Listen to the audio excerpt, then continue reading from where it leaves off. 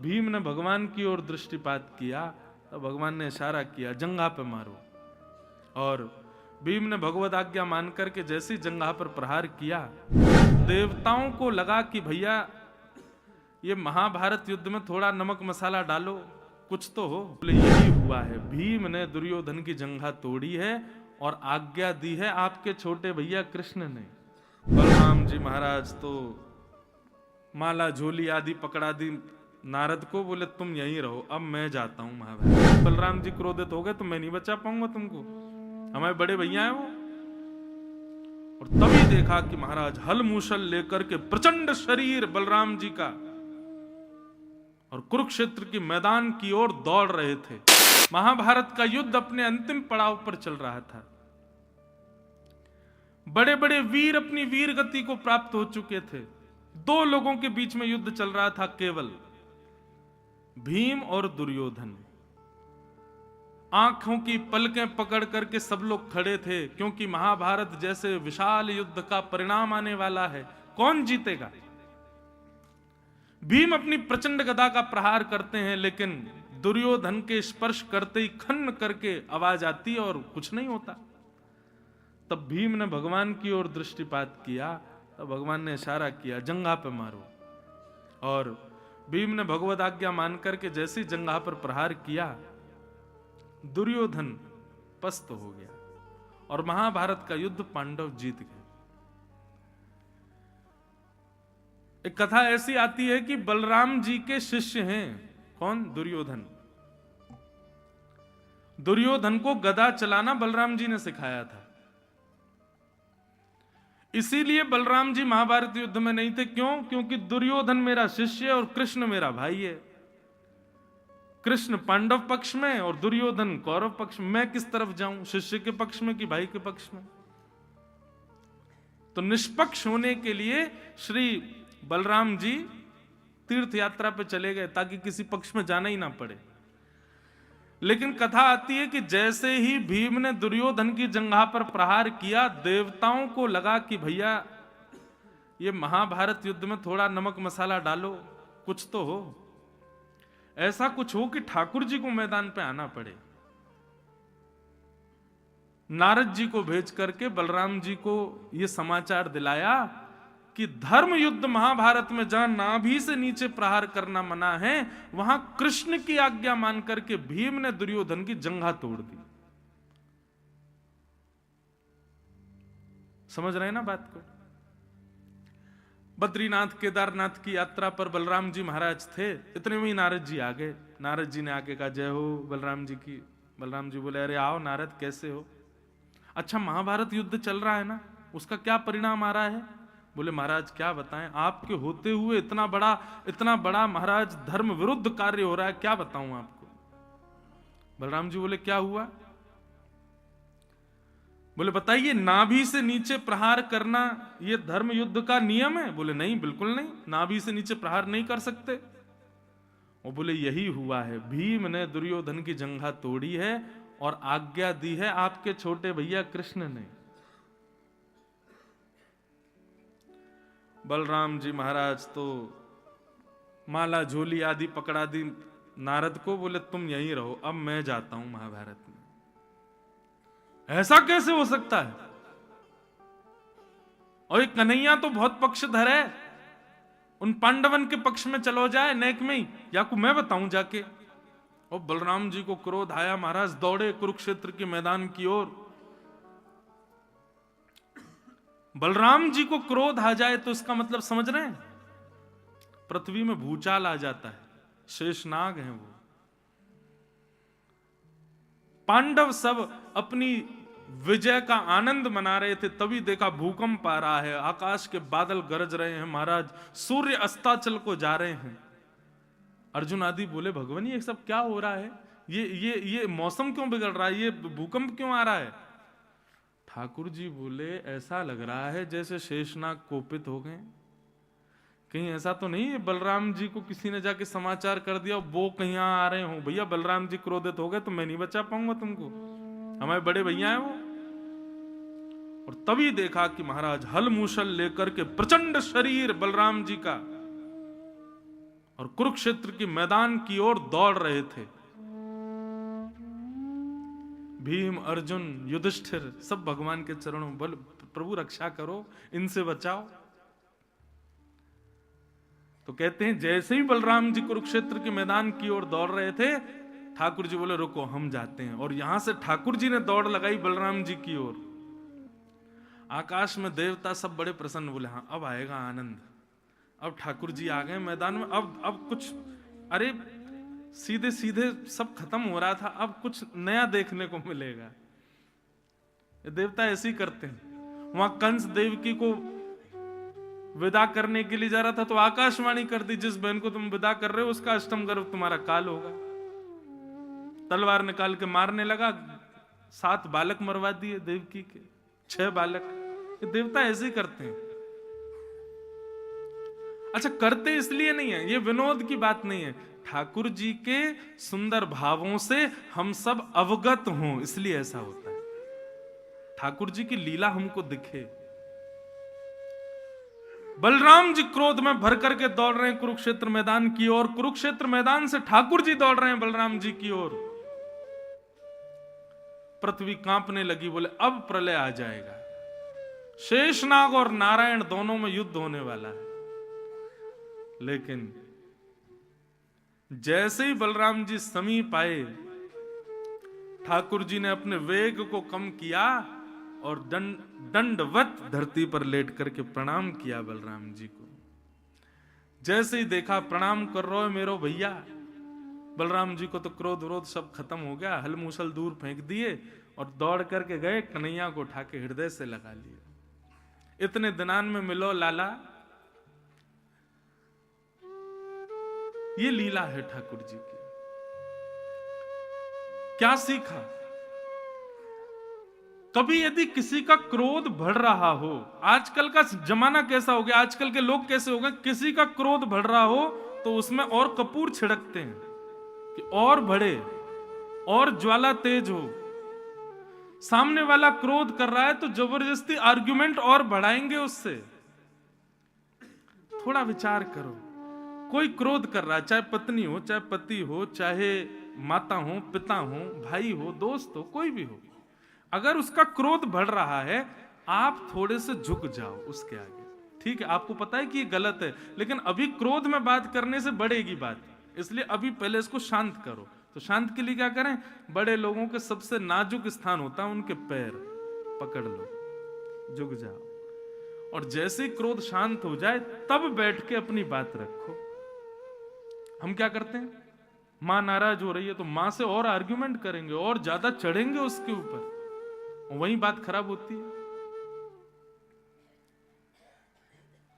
आप लोग कहेंगे महाराज जी गृहस्थाश्रम में पत्नी नाराज हो तो पति को भी ऐसे ही करना चाहिए। कर लो, क्या बुराई है? थोड़ा ने शांत हो जाओ, सुन लो। अग्नि के लिए एक को तो जल बनना पड़ेगा ना, अब दोनों ही अग्नि बन जाएंगे पूरा घर जल जाएगा। ठाकुर जी चरणों में गिर गए, बलराम जी का क्रोध शांत हो गया। और जैसे ही बलराम जी का क्रोध शांत हुआ तब ठाकुर जी बोले, क्यों इतना क्रोध कर रहे हो दाऊ दादा? लाला, ये तेरे भीम ने ठीक ना ही कियो, ये दुर्योधन की जंघा पे प्रहार कैसे कियो, यानी नाभि से नीचे प्रहार करनो मना है धर्म युद्ध में, यानी क्यों कियो? या कुछ छोड़ूंगा नहीं मैं, तू पक्षधर होगो, मैं पक्षधर नहीं हूं, मैं अभी हल मूसल से या को वध कर दूंगा। ठाकुर जी बोले क्यों? नाभि से नीचे प्रहार करने पर आपको इतनी पीड़ा क्यों हुई? बोले धर्म विरुद्ध है। अच्छा, ये धर्म विरुद्ध है? बोले हाँ। और भरी सभा में द्रौपदी को निर्वस्त्र करना वो धर्म विरुद्ध नहीं था भैया? उसमें आप, तब तो मैंने आपका क्रोध नहीं देखा, तब तो मैंने नहीं देखा कि आप हलमूसल लेकर के आए दुशासन के हाथ काटने के लिए, तब तो आप नहीं थे उस सभा में। बलराम जी मौन हो गए। बोले भरी सभा में एक अबला नारी को निर्वस्त्र कर रहे थे ये कौरव, तब भीष्म पितामह आदि ये सब योग्य होते हुए भीष्म पितामह एक आवाज निकाल देता, दुशासन की हिम्मत नहीं थी कि वो द्रौपदी का स्पर्श करे। लेकिन आप सब योग्य होते हुए भी शांत बैठे रहे। और आपको देख के तो मुझे आश्चर्य हो रहा है कि आप क्यों नहीं आए तब? आप इतनी धर्म के बड़े रक्षक बन रहे हैं, आपको भी तो पता था कि दुर्योधन दुशासन द्रौपदी को निर्वस्त्र कर रहे हैं, क्यों नहीं आए आप तब? और आज उसी दुर्योधन की जंघा पर प्रहार हुआ तो आप कह रहे हो कि धर्म विरुद्ध है। भैया हमारी एक बात सुन लीजिए, ऐसे धर्म विरोधी जो स्त्रियों का सम्मान नहीं करते, ऐसे धर्म विरोधी जो भरी सभा में एक अबला नारी के ऊपर अत्याचार करते हैं, ऐसे धर्म विरोधी जो गौ हत्या करते हैं, ऐसे धर्म विरोधी जो माता पिता का अपमान करते हैं, ऐसे धर्म विरोधियों के लिए यदि धर्म विरुद्ध कुछ करना पड़े तो वह भी धर्म है। ऐसे धर्म विरोधियों के इनके लिए हम यह विचार करेंगे कि धर्म का पालन हो, ऐसे धर्म विरोधियों के लिए। जब द्रौपदी के चीर हरण कर रहा था ना दुर्योधन, तब भीम ने प्रतिज्ञा ली थी। दुर्योधन बार बार कह रहा था दुशासन जल्दी निर्वस्त्र कर दो इसको, मेरी जंघा पर बैठा दो। तब दुर्योधन ने प्रतिज्ञा ली थी, तेरी जंघा पर द्रौपदी नहीं, एक दिन मेरी गदा विराजेगी। और आज दुर्योधन ने, आज भीम ने अपनी प्रतिज्ञा पूरी की। बलराम जी का क्रोध शांत हो गया, क्षमा मांगी। ठाकुर जी ने हृदय से लगा, नहीं भैया आप बड़े भैया हैं हमारे, बस मैं एक बात कहना चाहता हूं कि ऐसे धर्म विरोधियों के लिए धर्म के विरुद्ध भी जाना पड़े तो वह भी धर्म है।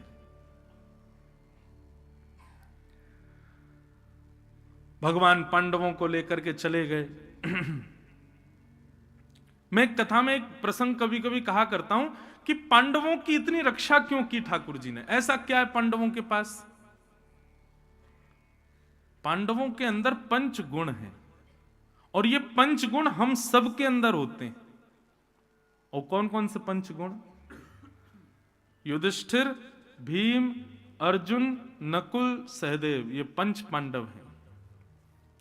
युधिष्ठिर का गुण है धर्म, भीम का गुण है बल, अर्जुन का गुण है प्रेम, नकुल का गुण है बुद्धि और सहदेव का गुण है सौंदर्य।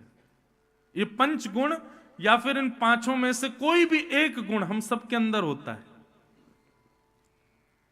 बहुत सावधानी से सुनिए सब लोग।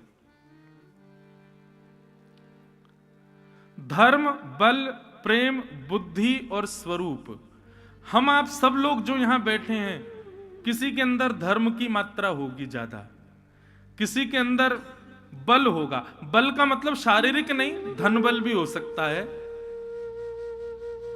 शरीर बल भी हो सकता है, किसी भी प्रकार का बल।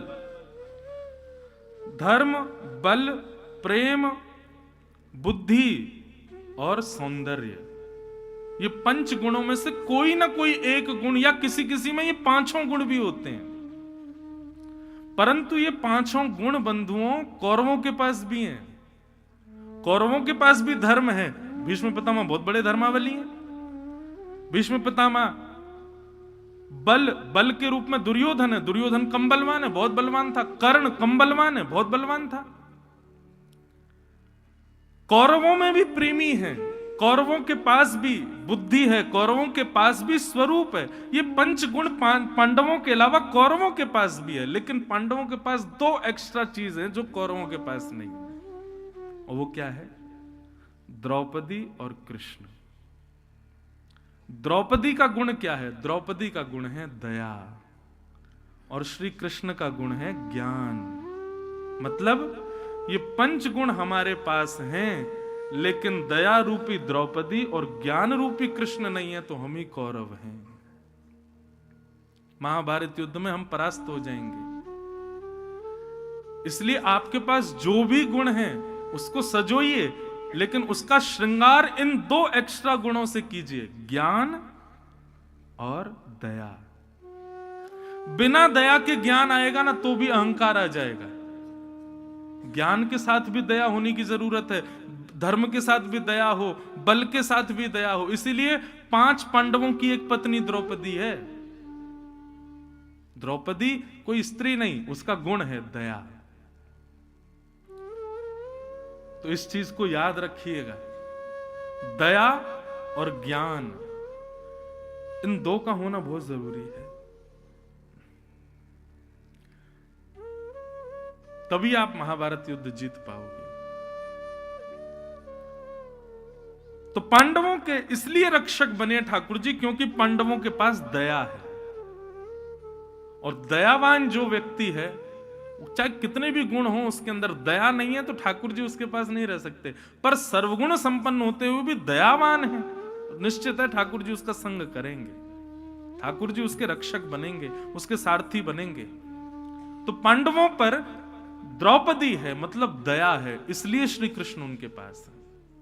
इसलिए अपने गुण के साथ दया लाओ जीवन में, तभी कृष्ण आएंगे। बिना दया के कृष्ण नहीं आ सकते।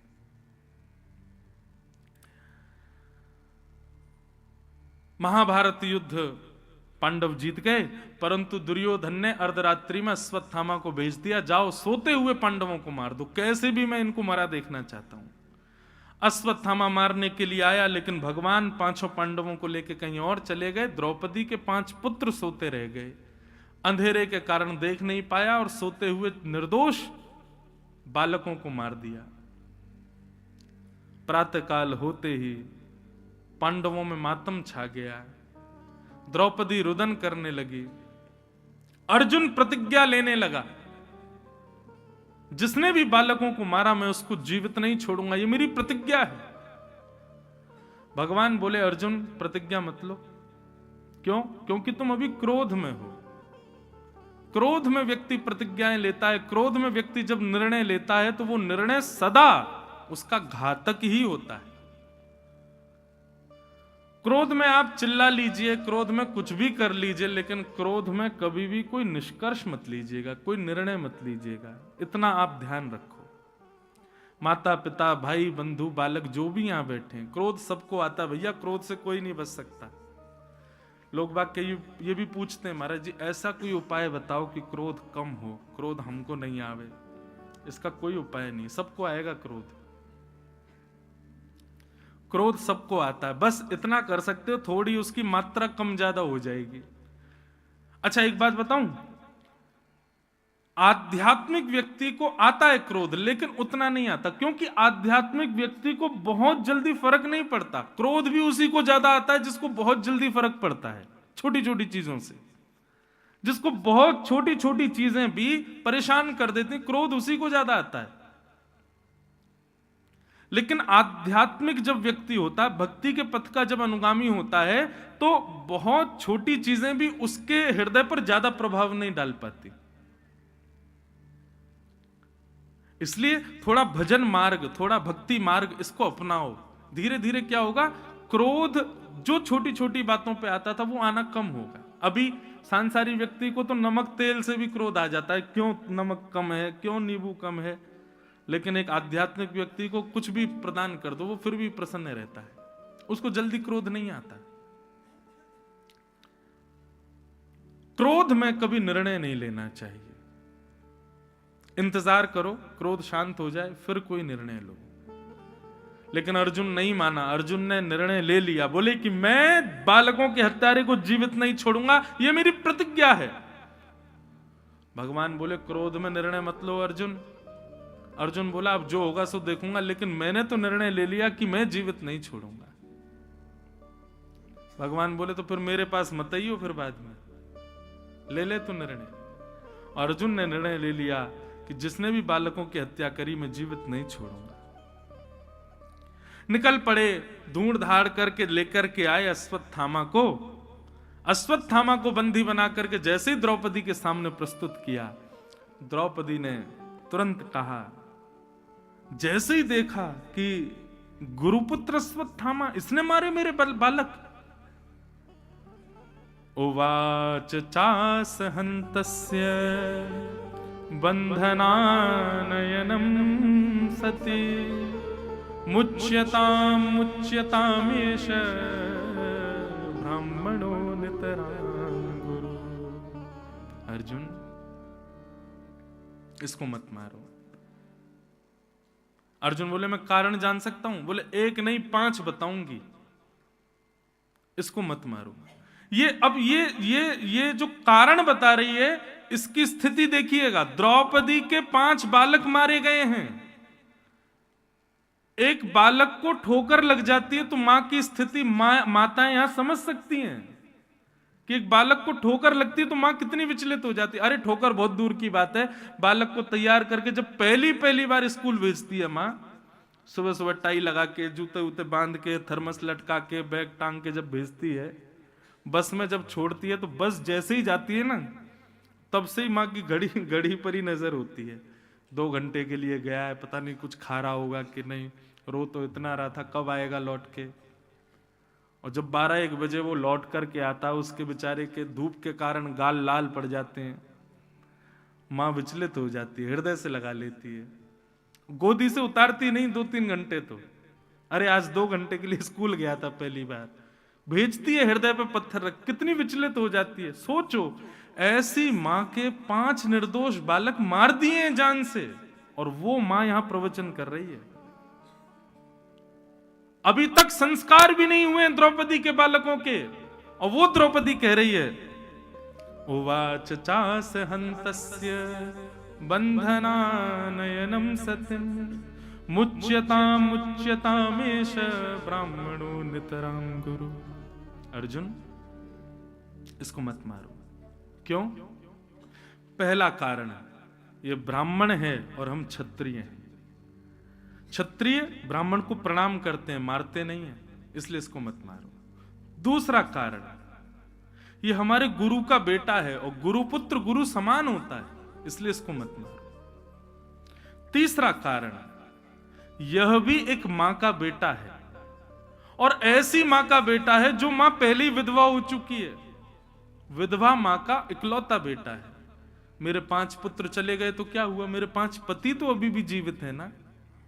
मेरे पुत्र चले गए तो क्या मैं पतियों के सहारे रह लूंगी, लेकिन इसकी मां तो पहले ही दुर्बल है, और इसको अब तुम मार दोगे तो इसकी मां कहां जाएगी, अकेले कैसे रहेगी। और 5वीं बात, पुत्र के मरने की पीड़ा एक मां को कितनी होती है, उस पीड़ा से मैं गुजर रही हूं, वो पीड़ा मैं नहीं चाहती कि इसकी मां को हो,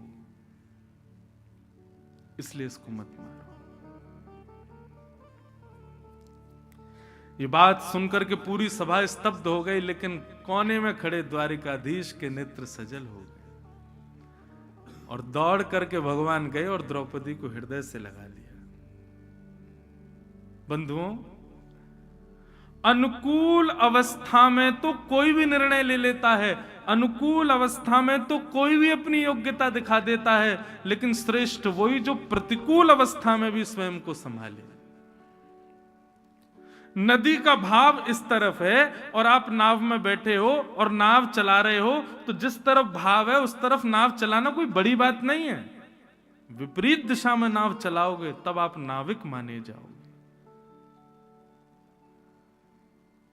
हमारे जीवन में जब विपरीत अवस्था आती है तब ठाकुर जी जरूर हमारी ओर दृष्टि करके देखते हैं कि अब देखूं ये क्या निर्णय लेगा, अब देखूं ये क्या करेगा, अब देखूं इसका अगला स्टेप क्या होगा। अनुकूल अवस्था में तो सब जीते हैं, सब आनंद कर लेते हैं, सब हंस लेते हैं, लेकिन विपरीत अवस्था में जो मुस्कुराए तब ठाकुर जी कहते हैं हाँ ये है व्यक्ति। द्रौपदी के 5 पुत्र मर गए और वो हत्यारे के लिए कह रही है कि इसको छोड़ दो। भगवान बोले अब मैं तुमको क्या उपहार दूं द्रौपदी, बस इतना उपहार दे देता हूं, मेरा नाम कृष्ण, तुम्हारा नाम कृष्णा। निरीक्ष कृष्णापकृतम गुरु सुतम। भगवान ने द्रौपदी का नाम कृष्णा रख दिया। इसीलिए मैं कथाओं में कहा करता हूं, महामंत्र में हरे कृष्ण बोला करो। हरे कृष्णा आप जब बोलते हो तो द्रौपदी को याद कर रहे हो, हरे कृष्ण, क्योंकि कृष्णा द्रौपदी का नाम है। बाकी कई लोग कहते हैं महाराज जी अब कृष्णा बोलते आए अभी तक तो हमने इतने लाख जाप कर लिए तो क्या सब नहीं। भाव कुभाव अनख आलसहु नाम जपत मंगल दिस दसहु। आपने कुभाव से बजाओ चाहे भाव से बजाओ, आपके भाव तो कृष्ण के लिए थे तो कोई गलती नहीं है, पर अब जब पता चल गया तो सुधार लो। कृष्णा नहीं कृष्ण बोलो। कृष्णा तो द्रौपदी का नाम, भगवान ने अपना नाम दे दिया द्रौपदी को, हृदय से लगा लिया। द्रौपदी के निर्णय में 5 बातें हैं। धर्मम, न्यायम, सकरुणम, निर्विलीकम, समम, महत्। हर व्यक्ति को निर्णय लेते समय इन 5 बातों को याद करना चाहिए। सबसे पहली बात, मैं जो निर्णय ले रहा हूं वो अधर्म तो नहीं, धर्म का आदर्श होना चाहिए, धर्म। दूसरी बात, मैं जो निर्णय लूं उससे दोनों पक्षों को न्याय मिलना चाहिए। तीसरी बात, मेरे निर्णय में करुणा होनी चाहिए, मतलब दया होनी चाहिए। चौथी बात, मेरे निर्णय में समत्व होना चाहिए, पक्षपात नहीं होना चाहिए। और मेरे निर्णय में महत्व दिखना चाहिए निर्णय का, सबको लगे कि हां ये बिल्कुल सही निर्णय था। ये 5 बातों का ध्यान रख करके व्यक्ति को निर्णय लेना चाहिए। द्रौपदी ने कहा कि इसको मत मारो। अर्जुन अब सोच रहा है मैं क्या करूं। युधिष्ठिर की ओर देखा तो युधिष्ठिर बोले मैं भी द्रौपदी के पक्ष में हूं, मत मारो। नकुल सहदेव बोले हम भी द्रौपदी के पक्ष में। भीम बोले कि नहीं अर्जुन, तू छोड़ दे, मैं मार दूंगा इसको, पर इसके तो वध होना ही चाहिए, बालकों का हत्यारा है। जब सब जगह से कोई भी निर्णय नहीं मिल पाया तब भगवान की ओर देख। यहां पर स्पष्ट लिखा है आलोक्य वदनम सख्य। कोने में खड़े हुए कृष्ण की ओर जब अर्जुन ने देखा तो भगवान ने अपनी मुंह फेर लिया। बोले अब क्यों आ रहा है मेरे पास। अर्जुन इधर आया तो भगवान ने इधर मुंह कर लिया, इधर आया तो ठाकुर जी इधर। बोले ऐसे मत करो ना। बोले मैं मना कर रहा था ना, क्रोध में निर्णय मत ले, फिर आएगा मेरे पास। एक बात कहें बंधुओं, जब भी हम जीवन में कुछ ऐसे असमंजस में जब पड़ते हैं ना, तब एक इनर वॉइस अंदर से आती है, करो, नहीं नहीं ये ठीक नहीं, मत करो। अब पहचानना हमको है कि इनमें से ठाकुर जी की आवाज कौन सी है। और ये पहचान कब होती है, जब आप गुरुजनों के आश्रय में रहते हो, जब आप कथाएं श्रवण करते हो, सत्संग करते हो, तो आपके अंदर से एक पूर्ण विश्वास आ जाता है एक बात के प्रति कि ये ठाकुर जी की आज्ञा है, ये मुझे नहीं करना है, ये ठाकुर जी आज्ञा कर रहे हैं। और उस समय भी हम ठाकुर जी की आज्ञा ना मान के जब हम करते हैं, तब फिर जाते हैं हे भगवान ये क्या हो गया, हे राधा रमन लाल में तो बहुत बड़ा अपराध हो गया।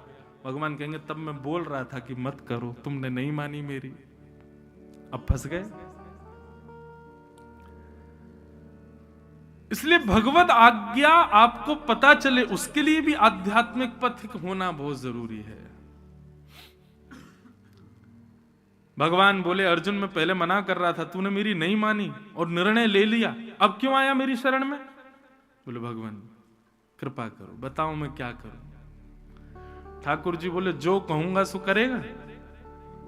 बोले बिल्कुल बिना विचार किए करूंगा। भगवान बोले अब तू और फंस गया, क्योंकि मैं ऐसा निर्णय देने वाला हूं कि तू और असमंजस में आ जाएगा। और भगवान ने क्या निर्णय दिया, ब्रह्म बंधुर न हंतव्य आतताई बधारण। एक बात कहें भैया हाथ जोड़ के, या तो श्री कृष्ण की शरण में आना नहीं, और यदि आ गए हो तो सदैव याद रखना अंतिम श्वास तक पहेली खेलते ही रहेंगे आपके संग। सीधे सीधे तो काम कभी ठाकुर जी करते ही नहीं है। कुछ ना कुछ आपको कहीं ना कहीं से आपका अहम मरता ही रहेगा, ऐसा कुछ ना कुछ होता ही रहेगा आपके साथ। और ये ठाकुर जी की लीला है। अर्जुन को क्या निर्णय दिया भगवान ने, बोले ब्राह्मण कैसा भी क्यों ना हो अर्जुन, उसको मारना नहीं चाहिए, और बालकों का हत्यारा कोई भी क्यों ना हो उसको छोड़ना नहीं चाहिए। तेरे हाथ में, अब तू कर जो तुझे करना। अर्जुन बोला मैं आधा पागल था पहले, अब मैं पूरा हो गया हूं। ये कैसा निर्णय दिया है आपने। ब्राह्मण है इसलिए इसको मारना नहीं है, और बालकों का हत्यारा इसलिए इसको छोड़ना नहीं है, मैं क्या करूं नाथ। भगवान बोले अब तूने कहा था करिष्ये वचनम तव, आप जो कहोगे मैं करूंगा, कर। इसलिए भैया पहली आज्ञा ही मान लो ठाकुर जी की, दोबारा आज्ञा लेने के लिए जाओगे तो ठाकुर जी फंसाएंगे। जैसे हम लोग अपने लाल जी के साथ में कभी कभी क्या करते हैं कि कोई हमको बात पूछनी होती है ना, तो हम पर्ची उछालते हैं ठाकुर जी के आगे। 4 पर्ची बना देंगे और अपने ठाकुर जी के आगे चारों पर्ची रख देंगे, और रात भर वो पर्ची ठाकुर जी के शयन शैया पे रखी रहेंगी कि लाल जी रात भर में निष्कर्ष दे देना क्या करना चाहिए। सुबह हमारा हाथ उसी पर्ची पर जाए जो आपकी आज्ञा हो। सुबह जब ठाकुर जी का श्रृंगार होता है तो एक पर्ची खोलते हैं। अब देखो, मन में तो हमारे चल रहा था कि ये काम हमको करना है, पर ठाकुर जी के सामने से जैसी पर्ची हटाई उसमें आ गया नहीं करना है। अब नहीं करना ये तो ठाकुर जी की आज्ञा, लेकिन मन कह रहा है कि करना है। अब हम ठाकुर जी को देख रहे हैं। कभी कभी क्या होता है, तो मैं क्या करता हूं, अच्छा चलो ठाकुर जी एक बार, आप शायद ये कहना चाह रहे हो कि 3 बार उछाल, 2 वोट जहां है उसको मानियो। तो कई बार हम ऐसा सोचते हैं कि लाल जी भी कहते अच्छा बेटा तू उछाल। अब तो जब दूसरी बार उछालूंगा तो क्या आएगा, हाँ करना है। अब और फंस गए, अब तीसरी बार में क्या आएगा। और तीसरी बार जब उछालते हैं तब फिर आ जाता है हाँ करना है। तब मैं समझ जाता हूं अब तो ये पक्का कह रहे हैं नहीं करना है, क्योंकि 2 वोट जहां गए वो काम नहीं, ठाकुर जी मना कर रहे हैं। पहली आज्ञा जो थी उसी को मानो। तो भैया श्री कृष्ण बड़ी पहेली हैं, इनकी शरण में आओ तो बहुत सोच समझ के आना। क्यों, पूरा जीवन पहेली बना देंगे आपकी, पर वो आनंद है, वो सुख है, वो प्रेम वो बरसाते हैं। आपका कभी पद भ्रष्ट आपको होने नहीं देंगे। वो खेलेंगे आपके साथ, आपको परेशान करेंगे, पर आपको कभी गिरने नहीं देंगे। ये श्री कृष्ण का प्रमाण है। मुझे एक कथा याद आती है। एक बलराम दास नाम का भक्त था भगवान का। श्री जगन्नाथ जी के आगे रोज पद गाता था। उसके पद अब तो उस अप्सरा के संग रहने लगे, उसी के संगी घूमने लगे, उसी के संग समय व्यतीत करने लगे। पूरी जगन्नाथपुरी में हल्ला मच गया, बलराम दास जी का उस अप्सरा से संबंध है। इस बार पुजारियों ने मंत्रणा की, बोले कि अब की बार की जो जगन्नाथ यात्रा होगी उसमें बलराम दास की सेवा नहीं लेंगे हम। क्यों, अरे पदभ्रष्ट हो गया, अप्सरा का संग करता है, वैश्या का संग करता है। ऐसे व्यक्ति का हम लोग ठाकुर जी के सामने पदगायन करवाएंगे? सब जगह उसके नाम लेकर के सब लोग अवहेलना करते हैं उसकी। आज रथ यात्रा का समय था और बलराम दास जी उस वैश्या के साथ उसी के कक्ष में थे। लेकिन आज प्रातःकाल जैसे ही उठ करके बलराम दास जी थोड़ा विचार करने लगे तो उनको पूरे जीवन का दृश्य दिखाई दिया और उन्होंने अनुभव किया कि अब मेरी भक्ति कहां चली गई। मैं कहां जगन्नाथ जी को रिझाने के लिए गाता था, अब मेरा गायन वादन सब कुछ इसकी प्रसन्नता के लिए हो गया है। उस समय अपने आप से आत्मग्लानि होने लगी बलराम दास जी को। घुटनों के बल बैठ गए, जगन्नाथ जी से क्षमा मांगने लगे, मुझसे बहुत बड़ी गलती हो गई भगवान, मुझे आपने इतना सामान्य दे दिया, मुझे इतना सामिप्य दे दिया, मैंने उस सामिप्य की अवहेलना कर दी, मैंने उस सामिप्य के गुण को नहीं समझा, मैंने उस सामिप्य के योग्यता की दुरुपयोग किया। रोते रोते जैसे ही जगन्नाथ रथ यात्रा की ओर जाने लगे, पुजारियों ने पहले ही उनको हटा दिया। बोले अब तुम्हारी सेवा जगन्नाथ जी स्वीकार नहीं करेंगे, तुम पदभ्रष्ट हो गए हो। रुदन करने लगे, रोते रोते समुद्र के तट पर गए। बोले मैं प्राण त्याग दूंगा अपने, मैंने जगन्नाथ जी को पाकर के उनको ठुकरा दिया, उनका इतना सामिप्य होते हुए भी मैंने किसी और को श्रेष्ठता प्रदान कर दी। बोले प्राण त्याग दूंगा, लेकिन उससे पहले अपनी अंतिम सेवा रथ के सामने मैं करना चाहता हूं। कोई बात नहीं जगन्नाथ जी, पूरा श्री क्षेत्र आपका, आप सब जगह हो, जरूरी थोड़ी आप रथ में ही हो। तभी एक बालू का रथ बनाया और रथ बना करके उसमें बालू के ही जगन्नाथ जी बिठा दिए और हर वर्ष जो रथ यात्रा के सामने गाते थे वो आज बालूका के रथ के सामने गाने लगे। स्थिति यह हुई कि जैसे ही असली रथों को खींचना प्रारंभ किया, सुभद्रा जी का रथ चला गया, बलराम जी का रथ चला गया, लेकिन जैसे ही जगन्नाथ जी का रथ खींचा, लाखों लोग खींच रहे थे लेकिन रथ नहीं बढ़ा आगे।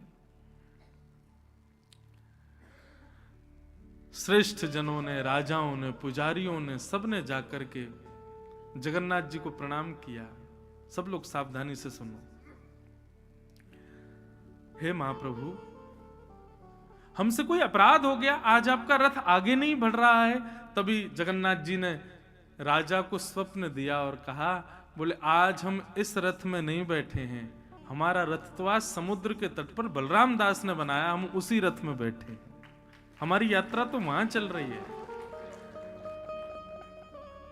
और सबने जाकर के जब देखा तो वहां समुद्र के तट पर बालुका के रथ के सामने बलराम दास जी नाच रहे थे और वो रथ बिना खींचे ही अपने आप चल रहा था। कहने का अभिप्राय क्या है?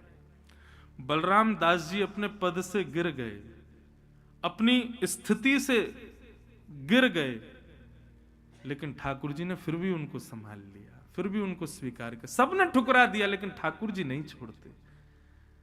श्री कृष्ण के आश्रय में आने में परेशानी कोई नहीं है, बस ये थोड़ा भय बना रहेगा, कब क्या कर दें कुछ पता नहीं है। लेकिन एक प्रसन्नता यह है कि कितना भी बड़ा पहाड़ गिर जाए वो आपका त्याग कभी नहीं करेंगे, वो आपको कभी नहीं छोड़े। नमे भक्त्या प्रणश्यति, गीता में भगवान कहते हैं मैं अपने भक्त का कभी पतन नहीं होने देता, मैं उसको कभी नहीं गिरने देता।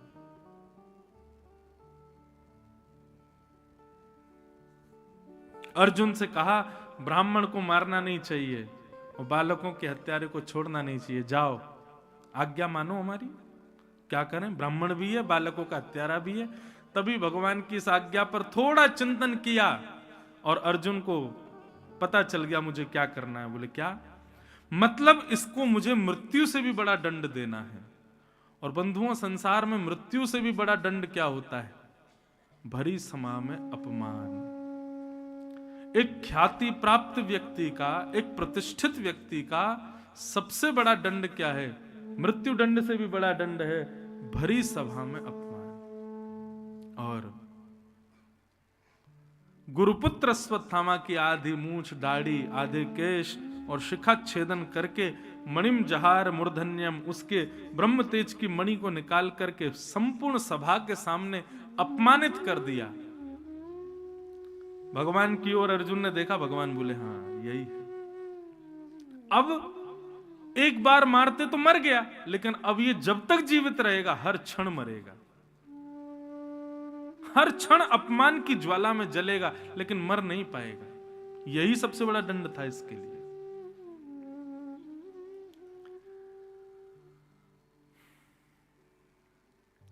अश्वत्थामा को छोड़ दिया। भगवान पांडवों को बोले अब सब व्यवस्थित हो जाओ, मैं द्वारिका को निकल रहा हूं। जैसे ही रथ में बैठकर के द्वारिका को प्रस्थान करने के लिए भगवान तैयार हुए, इतने में ही अश्वत्थामा ने विचार किया कि इन पांडवों ने मेरा इतना बड़ा अपमान किया, इनको जीवित नहीं छोड़ूंगा। इन पांडवों को तो मैं नहीं मार सकता, लेकिन ऐसा कुछ करके जाऊं कि पांडवों के बाद इंद्रप्रस्थ की गद्दी पर बैठने के लिए इनका कोई वंशधर ना बचे। और उसके लिए मुझे अर्जुन की पुत्र वधू जो गर्भवती है उसके गर्भ के बालक को मारना पड़ेगा, और तो कोई बचा नहीं है इनके यहां। और अभिमन्यु जो कि मर चुका है, उसकी विधवा पत्नी जो कि गर्भवती है, उसके बालक को मारने के लिए अश्वत्थामा ने ब्रह्मास्त्र छोड़ दिया। भगवान यहां जैसे ही द्वारिका की ओर आगे बढ़ने लगे, सब पांडव रुदन कर रहे थे। इतने में ही वहां आर्तनाद करती हुई कि पाहि पाहि महायोगिन देव देव जगतपते नान्यम तद्भयं पश्ये यत्र मृत्यु परस्परम। दोनों भुजाएं उठाकर के दौड़ी द्वारिकाधीश की ओर और कहा कि हे नाथ, केवल आप ही जगतपति हो। पति शब्द का अर्थ होता है बंधुओं रक्षक, रक्षा करने वाला। आप भगवान के नाम के आगे देखिए, हर नाम के आगे नाथ, बद्रीनाथ, द्वारिकानाथ, श्रीनाथ, रंगनाथ, जगन्नाथ। नाथ शब्द का अर्थ क्या होता है? रक्षक। भगवान जगतपति हैं, जगन्नाथ हैं, जग के रक्षक हैं। वो रक्षा नहीं करेंगे तो कौन करेगा? दोनों भुजाएं उठा करके दौड़ी भगवान की ओर। हे नाथ मेरी रक्षा करो, हे जगतपति मेरी रक्षा करो, मैं भले ही मर जाऊं लेकिन मेरे गर्भ के बालक को बचा लीजिए ना भगवान। वहां पर अर्जुन भी खड़े हैं, युधिष्ठिर भी खड़े हैं, भीम भी खड़े हैं। चाहते तो किसी और के पास भी जा सकती थी, लेकिन उत्तरा और किसी के पास नहीं गई, सीधे ठाकुर जी के पास गई। मतलब और कोई मेरा रक्षक नहीं है नाथ, केवल आप। हमारे ऊपर विपत्ति आती है तो हम फिर भी बहुत सारे मार्ग ढूंढ के रखते हैं कि ये रक्षा, ये रक्षा, ये रक्षा। पर वैष्णव के लिए तो एक ही रक्षक है, हमारे ठाकुर जी, बस और कोई नहीं। और किसी से मुझे उपेक्षा नहीं, किसी की अपेक्षा नहीं। उत्तरा जैसे ही भगवान की ओर दौड़ती हुई गई, भगवान और समस्त पांडव बाहर खड़े देख रहे थे। ठाकुर जी ने जैसे ही देखा कि ब्रह्मास्त्र इसको मारने के लिए आ रहा है, ठाकुर जी एक रूप से तो बाहर खड़े थे, दूसरे रूप से अंगुष्ठ मात्र बन गए, अदृश्य, किसी को दिखाई नहीं दिए, और श्वास नली से भीतर प्रवेश करके अपनी चक्रा नाम की गदा को ठाकुर जी ने लेकर के आकाश में इतनी द्रुत गति से घुमाया कि आकाश से आ रहे उस ब्रह्मास्त्र को नष्ट कर दिया और उत्तरा के गर्भ के बालक की रक्षा कर दी। बोलो भक्त वत्सल भगवान की। ताली बजाने वाली बात यह नहीं कि ठाकुर जी ने रक्षा की, अब जो ठाकुर जी ने किया उस पर ताली बजनी चाहिए। क्या?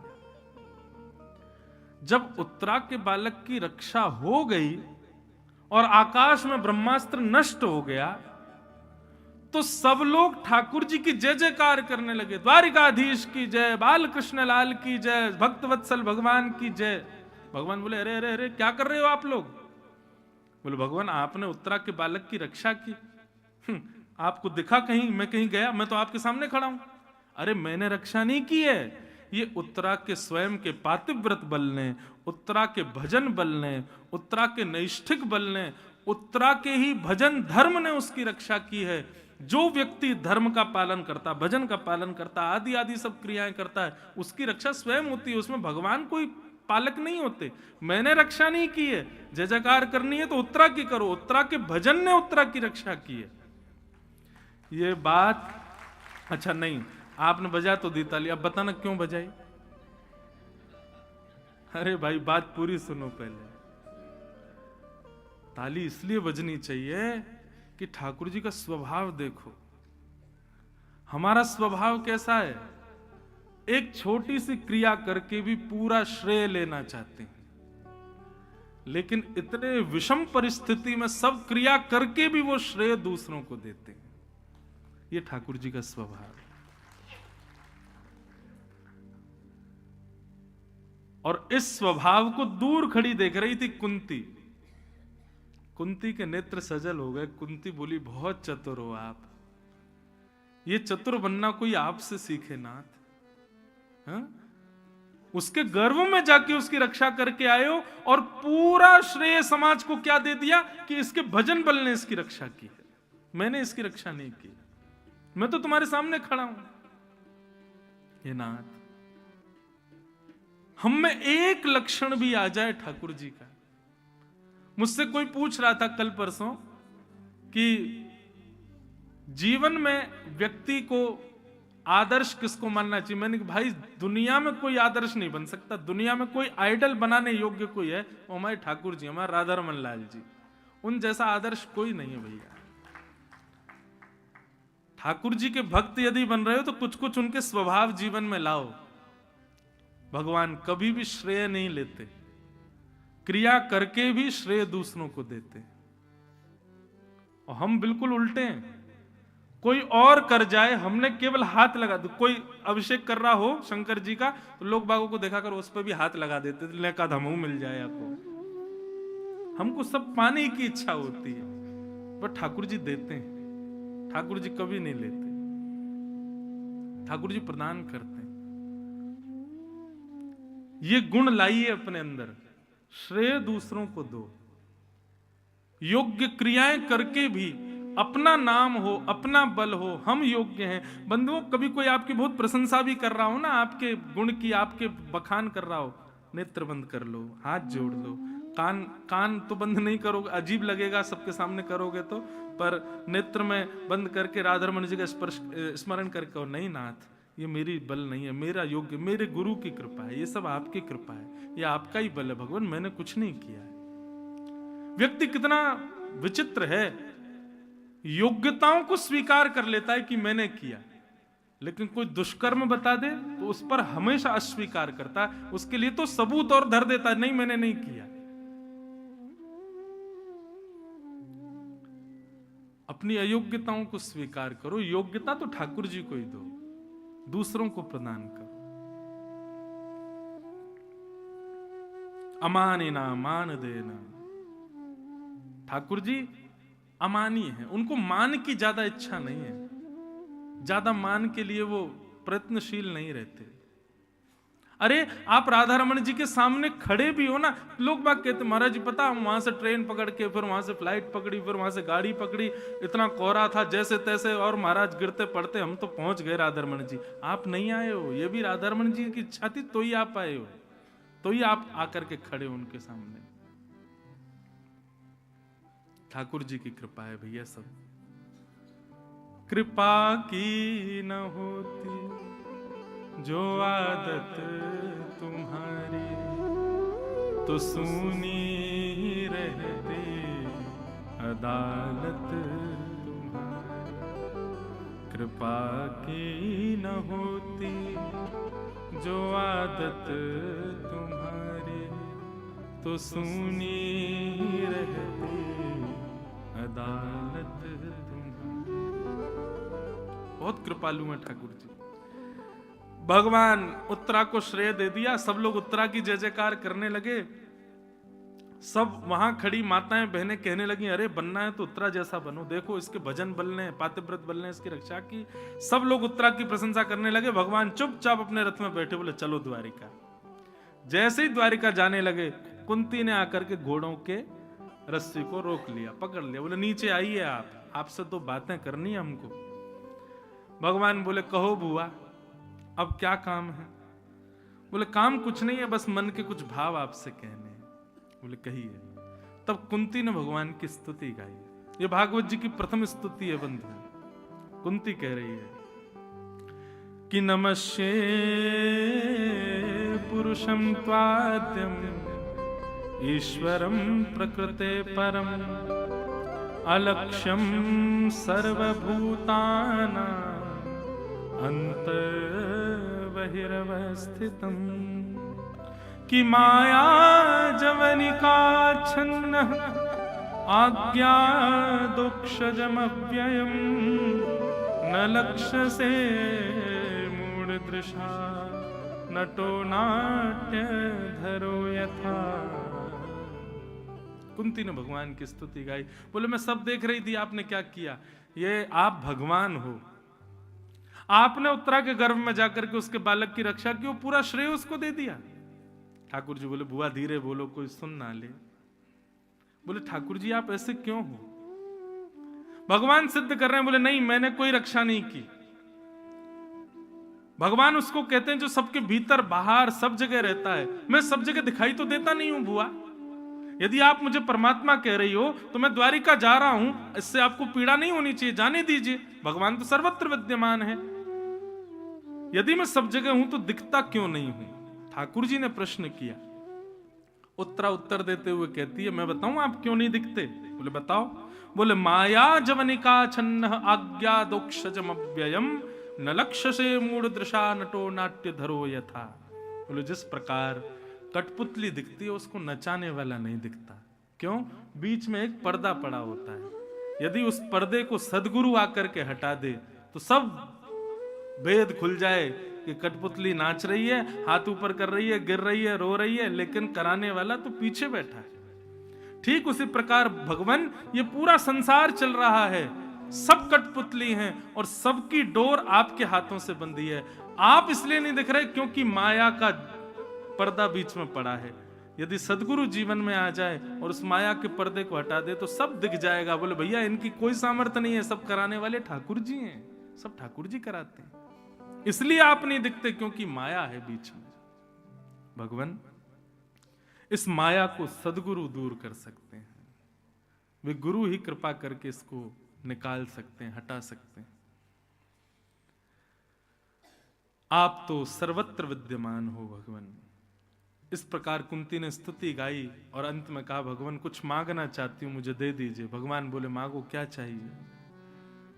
कि विपद संतु न सस्वत तत्र तत्र जगद गुरु भवतो दर्शनम यत्स्यात् अपुनः भव दर्शनम। भगवान, आप यदि मुझे कुछ देना चाहते हैं तो एक ही वरदान दे दीजिए कि मेरे जीवन में इतनी विपत्ति आ जाए, इतनी विपत्ति आ जाए, संसार में जितने दुख दारिद्र विपत्तियां हैं सब मेरे जीवन में आ जाएं। भगवान बोले, बुआ ऐसा क्यों कह रही हो? विपत्ति क्यों चाहिए आपको? दुनिया के लोग सुख संपत्ति मांगते हैं, आप विपत्ति मांग रही हो। तब कुंती कहती है, भगवान सुख संपत्ति आती है तो आप विस्मृत हो जाते हो, आपकी याद ज्यादा नहीं आती, लेकिन जब विपत्ति जीवन में आती है तो आंसू आते हैं, आपकी बहुत याद आती है, बार बार आपका स्मरण होता है, भगवान कृपा करो। इसलिए मुझे विपत्ति चाहिए, क्योंकि विपत्ति में आपकी याद बहुत आती है। भगवान आप कृपा करो, मुझे विपत्ति दे दो भगवान। बंधुओं, सामर्थ्य नहीं है किसी व्यक्ति की राधा रमन जी से जाकर के विपत्ति मांगे, ये तो केवल और केवल कुंती की सामर्थ्य है।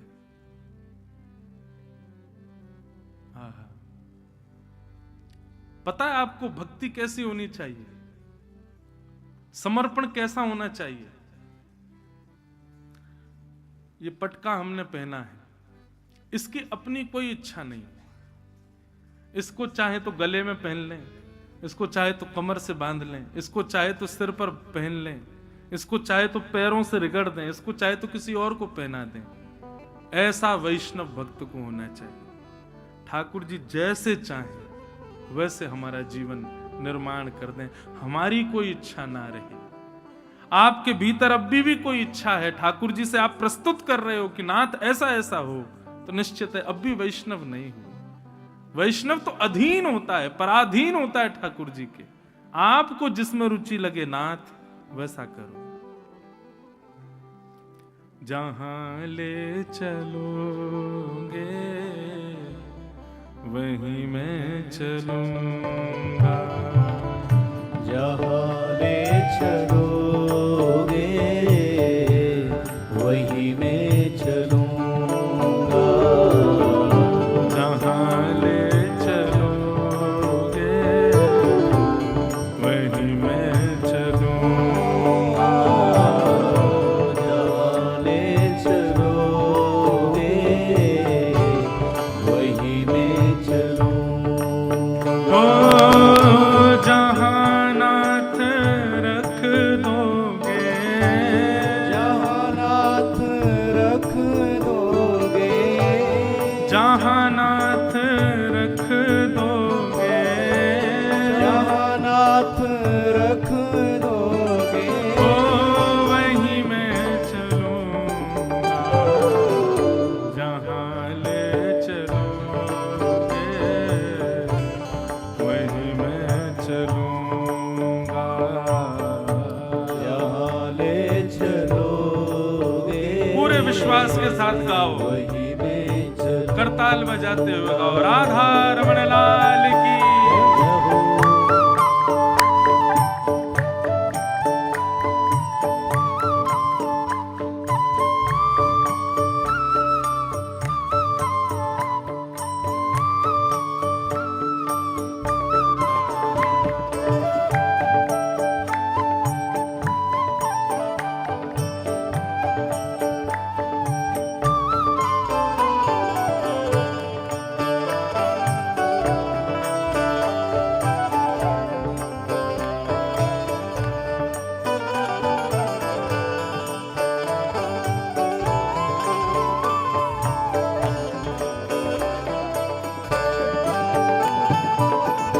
न कोई शिकायत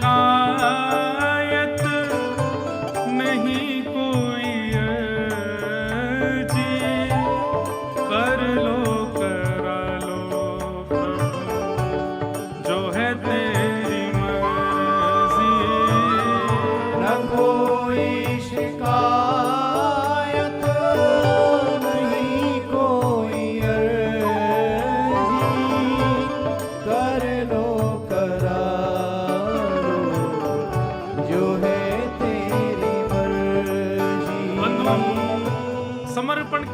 करूं तो कई लोगों को हंसी आ सकती है उस बात पे। बोले ये कैसी बात है बताओ। नामदेव जी के घर में आग लग गई। लोग बाग भागे महाराज आग बुझाने के लिए। भीतर जाकर के देखा तो क्या पाया, जो बची हुई सामग्री थी, जहां आग नहीं लगी थी, नामदेव जी उनको पकड़ पकड़ के ला रहे थे, उनको भी फेंक रहे थे। लोग बागों ने कहा बड़ा पागल आदमी है, हम तो बचाने आ रहे थे, भैया आग लगी है जाके बुझाएंगे, ये तो बची हुई सामग्री को भी जला रहा। किसी ने कहा अरे क्या कर रहे हो, ये पागल हो क्या? बोले अरे नहीं तुम नहीं जानते, ये पावक भी तो, अग्नि भी तो मेरे विठ्ठल का स्वरूप है, मेरे राधारमण जी का स्वरूप है। आज मेरे घर अग्नि के रूप में आए हैं, लेकिन मुझे इतनी पीड़ा हो रही है, केवल आधे घर में ही आए, पूरे घर में नहीं आए, इसलिए मैं पूरे घर को भी भेज रहा हूं कि पूरे घर में आओ आप। और जैसे ये बात कही महाराज, अग्नि शांत हो गई, श्री पंडरीनाथ भगवान प्रकट हो गए, हृदय से लगा लिया। बंधुओं, स्थिति सबके जीवन में आती है, पर उस स्थिति में आप नकारात्मक बन गए तो वो स्थिति नकारात्मक ही बन जाएगी। उस स्थिति को भी भगवत प्रसाद मान करके स्वीकार कर लिया तो प्रसाद कल्याणकारी ही होता है। वो कैसी भी स्थिति हो आपका कल्याण करेगी। न कोई शिकायत नहीं कोई अर्जी, कर लो करा लो जो है तेरी मर्जी। न कोई शिकायत नहीं कोई अर्जी, कर लो करा लो जो है तेरी मर्जी। ओ सुख दो या गम जो भी, सुख दो या गम जो भी, सुख दो या दुख जो भी, सुख दो या दुख जो भी, मैं प्रेम से सहूंगा जहां ले चलोगे वही मैं चलूंगा।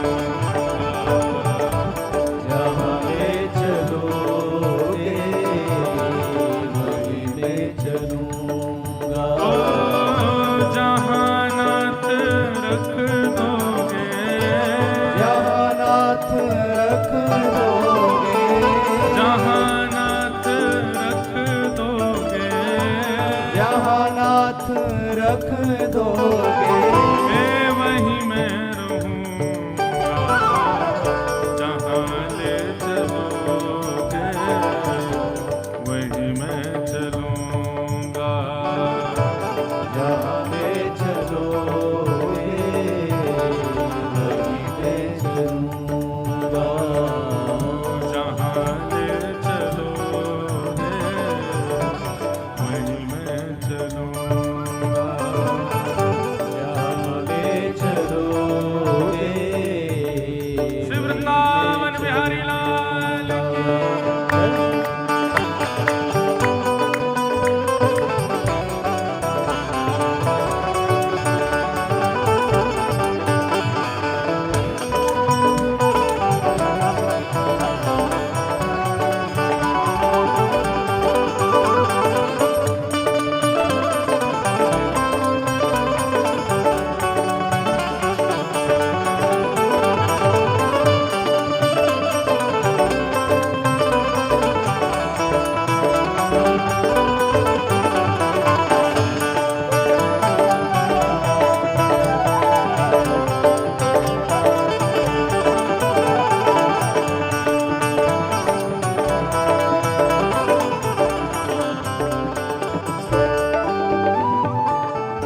तुम्हारे ही दिल है ये रातें तुम्हारी, कृपा दृष्टि सब पर रहती तुम्हारी। तुम्हारे ही दिल है ये रातें तुम्हारी, कृपा दृष्टि सब पर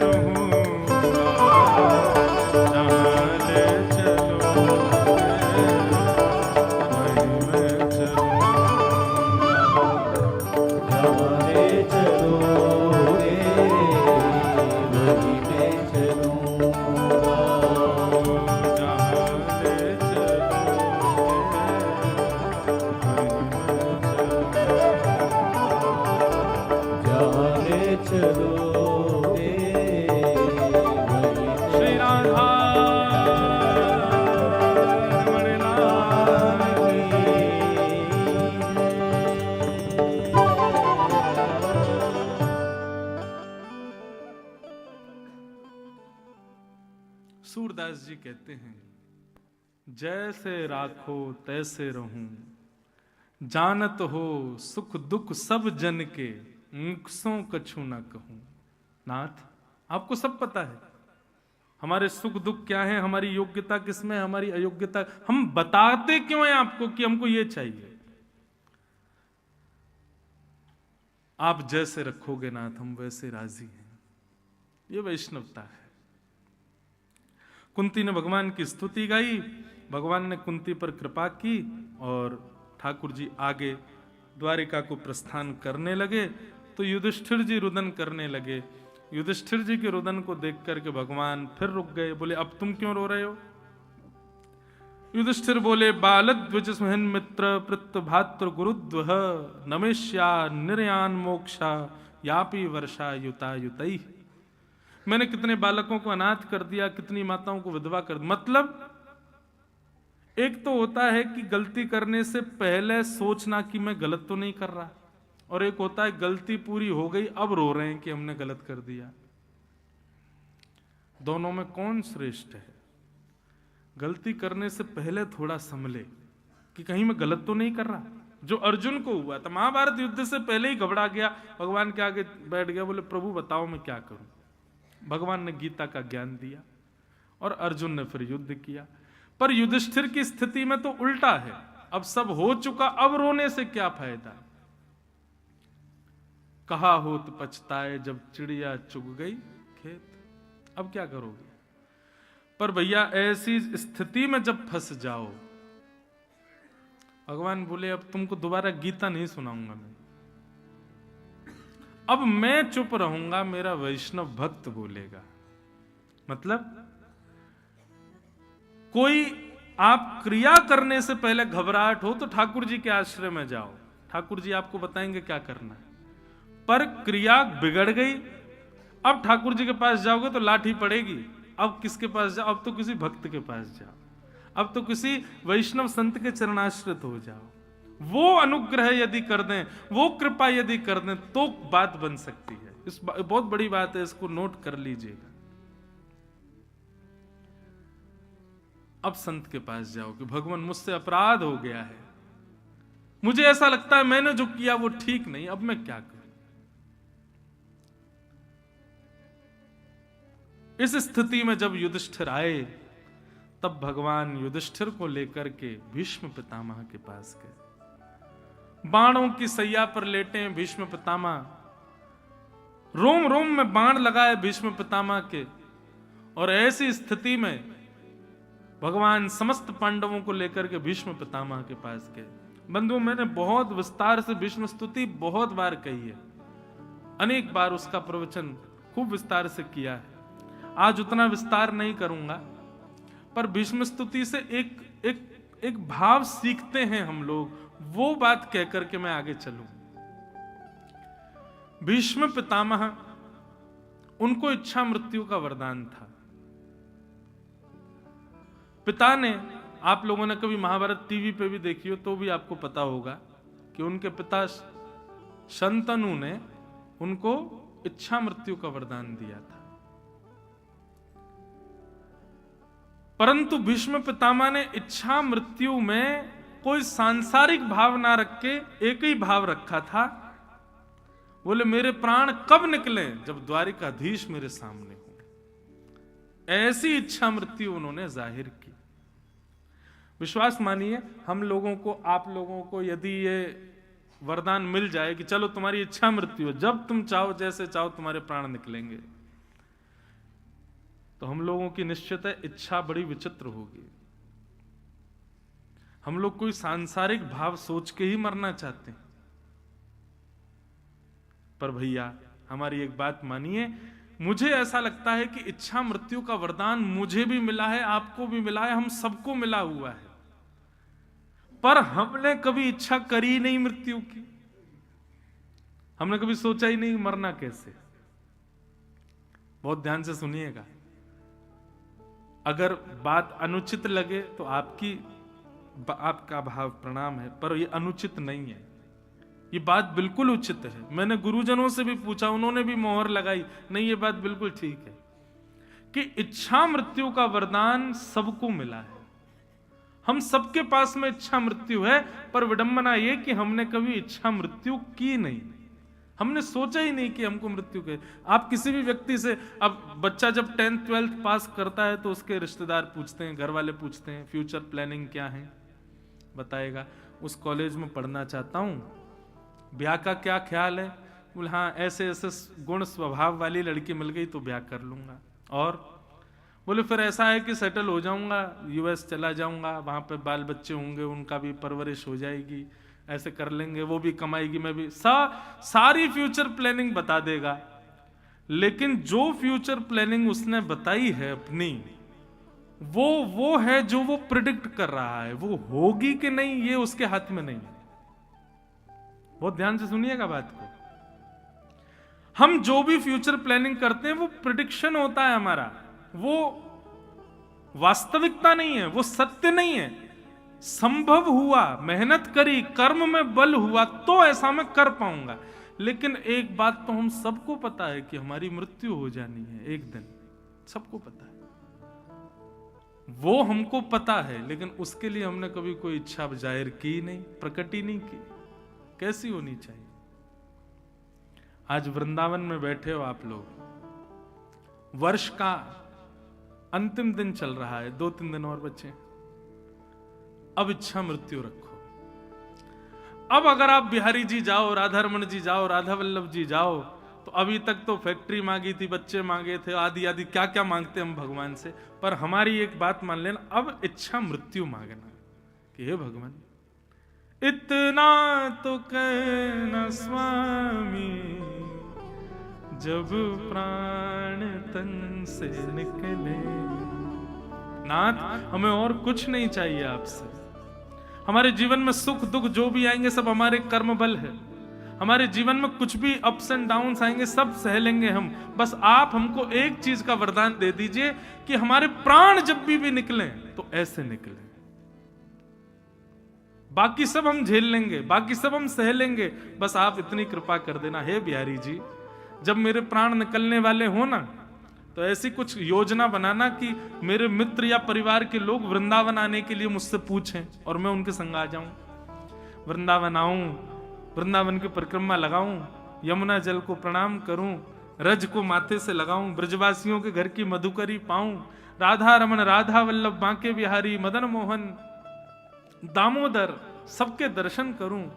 और दर्शन करने के पश्चात भगवान कहीं मधुर नाम संकीर्तन चल रहा हो, कथा चल रही हो, कथा जाकर के सुनूं, फिर नाम संकीर्तन मधुर चल रहा हो, वहां बैठ करके मैं संकीर्तन करूं।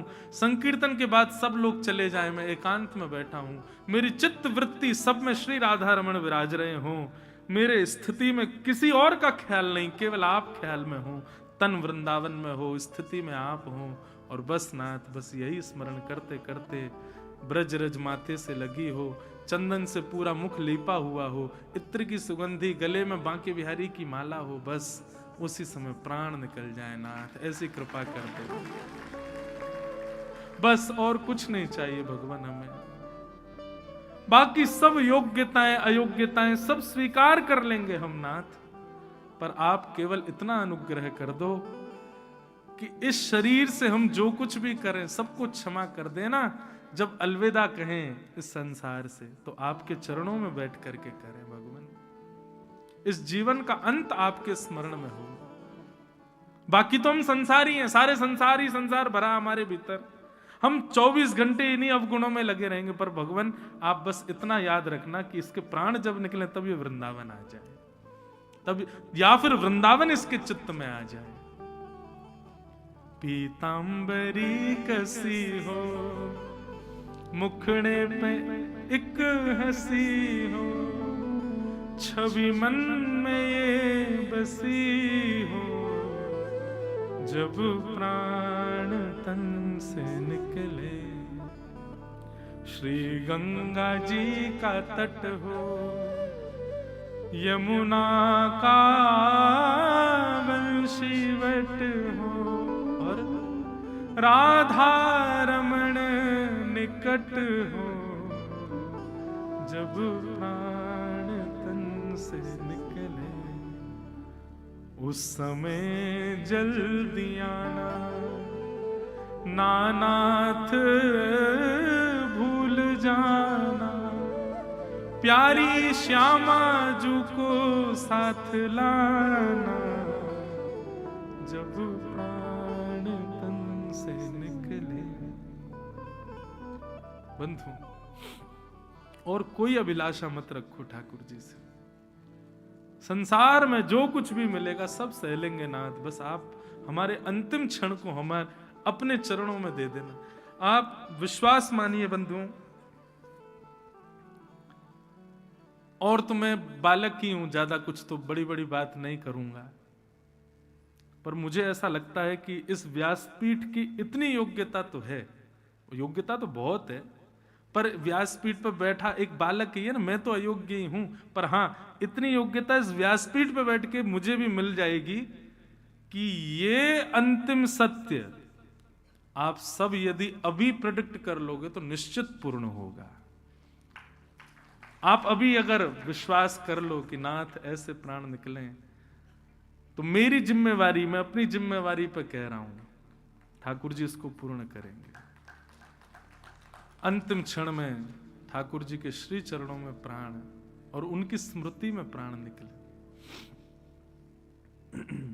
और एक बात और, ये बताना नहीं, ढिंडोरा नहीं पीट, ब्रॉडकास्ट मैसेज मत डाल देना व्हाट्सएप पे, मैंने ये इच्छा मृत्यु करी है, मेरी ये इच्छा मृत्यु है। अच्छा, एक और बात है, आपने इच्छा मृत्यु रखी कि चलो हम वृंदावन आएंगे, और उसी समय अब जब भी वृंदावन की बात हो तो डर मत जाना कहीं अब की बार कहीं ऐसा नहीं हो कि निकल ही जाए। अरे भाई प्रसन्न हो जाओ आनंद के साथ में। बंधुओं देखो, मृत्यु ना रह जाए, मृत्यु हमारे प्रियतम का बुलावा हो जाए। मृत्यु नहीं है, हमारे श्याम सुंदर का बुलावा है। जिस प्रकार एक विवाहिता नारी को 4 लोग पालकी में लेके जाते हैं, ऐसे ही हमारे परिवार के 4 लोग पालकी में लेके जाएंगे, हमको सजा के लेके जाएंगे, माला वाला पहना के लेके जाएंगे। और वो चिता नहीं है, वो विमान है, उस विमान पर हमको पहुंचा दिया जाएगा। और वो विमान जैसे ही वेग भरेगा, तुरंत श्याम सुंदर आएंगे और हमारा हाथ पकड़ के अपने संग ले जाएंगे। मृत्यु से भयभीत मत होइए, मृत्यु अकाट्य सत्य है संसार का, उससे भयभीत क्यों होना। मैंने भीष्म पितामह की स्तुति इतनी विस्तार से गाई है कि ये मुझे प्रसाद भीष्म पितामह से मिला। हर व्यक्ति इच्छा मृत्यु रखे, और फिर निश्चिंत हो जाना बस। अब ठाकुर जी आपको एक जिम्मेवारी दे रहे हैं हम, बस बाकी जीवन में जो होगा हम सब सह लेंगे। आपकी जिम्मेवारी केवल इतनी है, मेरे प्राण आपके चरणों में ही निकलने चाहिए और कहीं नहीं। मैंने कितनों को देखा है बंधुओं इस प्रकार प्राण त्यागते हुए।